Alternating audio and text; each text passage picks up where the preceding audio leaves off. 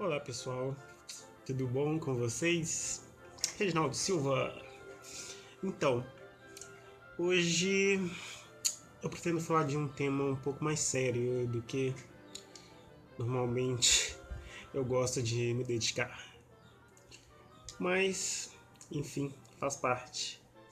Eu quero falar um pouco sobre a diretora de estilo da Vogue Brasil, Donata Meirelles, e o estilo de comemoração do seu aniversário de 50 anos, que deu uma certa repercussão aqui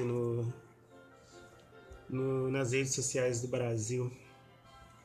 E como todo mundo colocou a sua posição, seu ponto de vista sobre essa história, eu também gostaria de contribuir com o meu. Eu acho que é válido, assim, essas situações são válidas para a gente pensar e refletir, tentar entender e evoluir um pouco essas questões que ainda hoje são tão problemáticas e caras à nossa evolução cultural. Então, Vogue, revista Vogue. Acredito que a maioria conheça. A Vogue talvez seja a principal revista de moda do mundo. Existem Vogues espalhadas, acredito, pelos principais países do globo terrestre. Nos Estados Unidos, por exemplo, a editora-chefe da Vogue USA é a senhora Anna Wintour.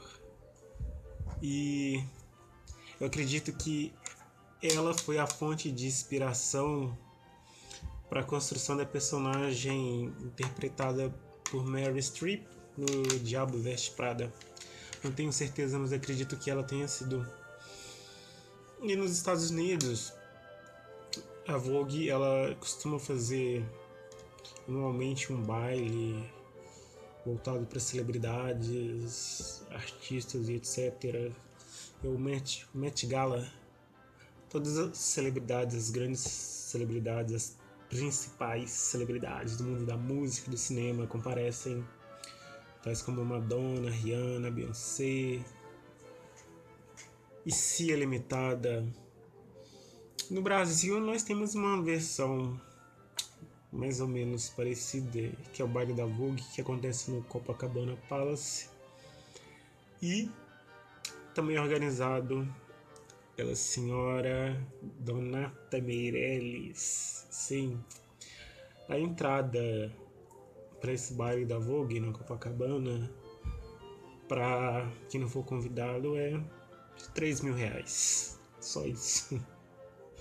E a Vogue, essa revista conceituada no mundo da moda, ela segue produzindo um conteúdo para esse público elitizado, na maioria das vezes branco e privilegiado, e que tem essa postura normativa mesmo do sistema etnocêntrico que coloca a etnia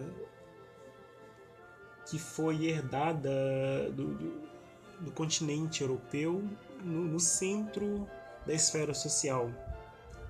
O que isso quer dizer?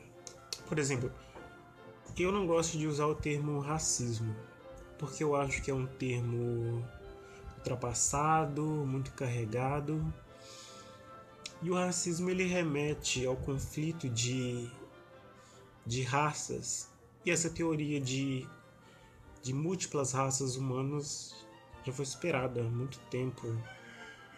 Então, quer dizer, existe uma raça que é a raça humana, e essa raça ela tem grupos étnicos distintos, que o que garante essa distinção é mais uma questão ideológica, cultural, de tradições e costumes, muito mais do que uma questão biológica.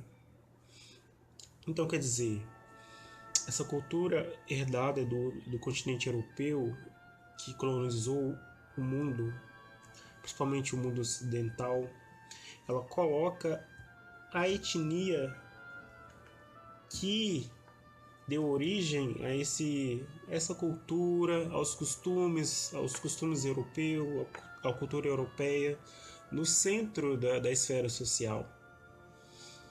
E isso é o que eu chamo de etnocentrismo. O etnocentrismo que a gente vive é o etnocentrismo eurocêntrico, né?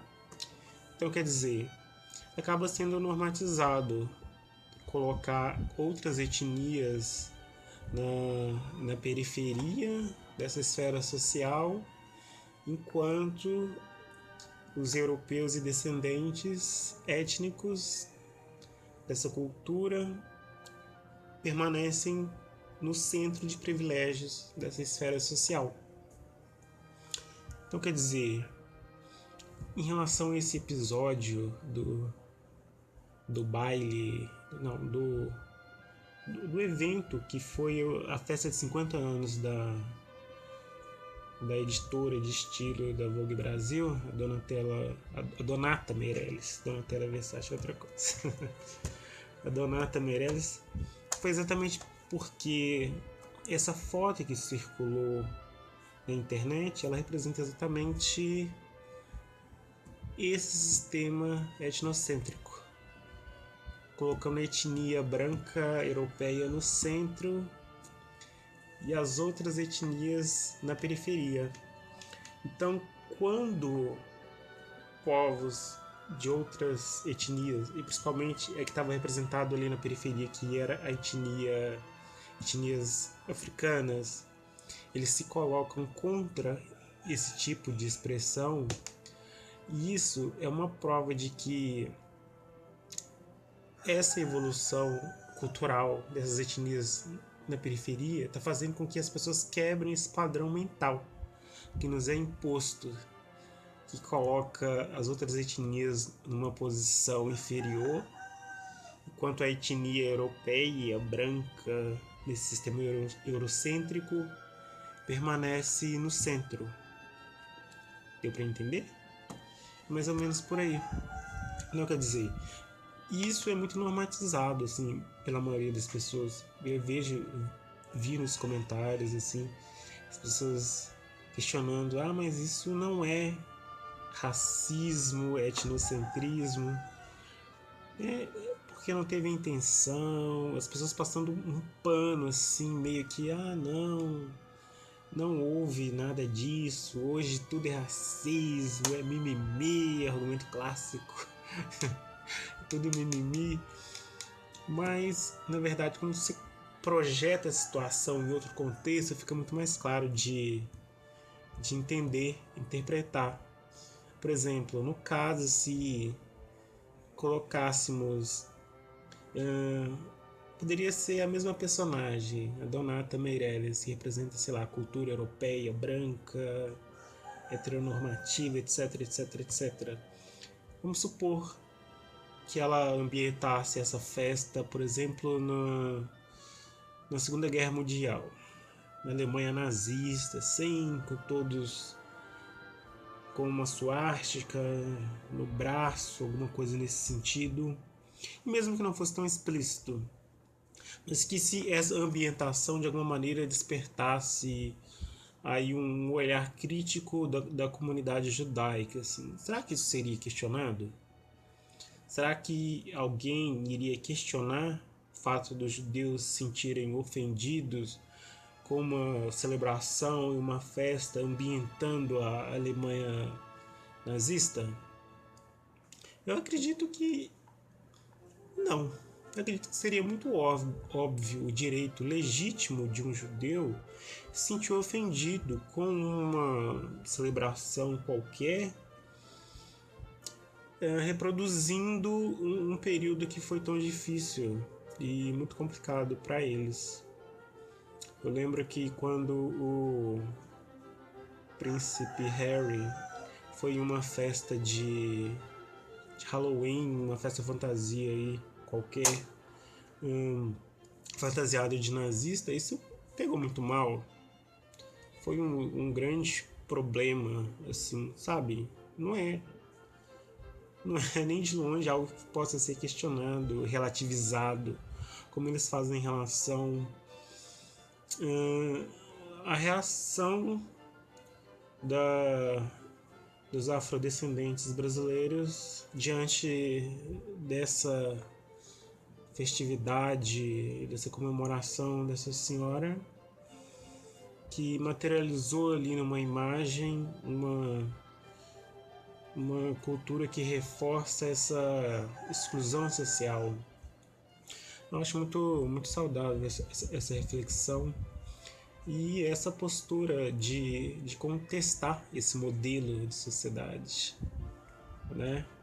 Eu não acredito que as pessoas, em algum momento, elas devam se acostumar ou achar normal ser colocada numa posição inferior simplesmente por um caráter histórico imposto pelos equívocos dos séculos passados. Acho que a gente tem que superar isso e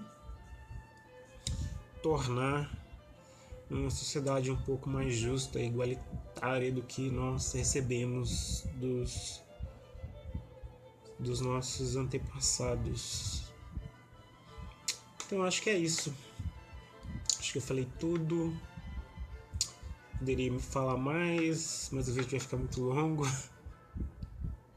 Então é basicamente isso. Eu acredito que esses episódios são válidos para reflexão, para evolução cultural.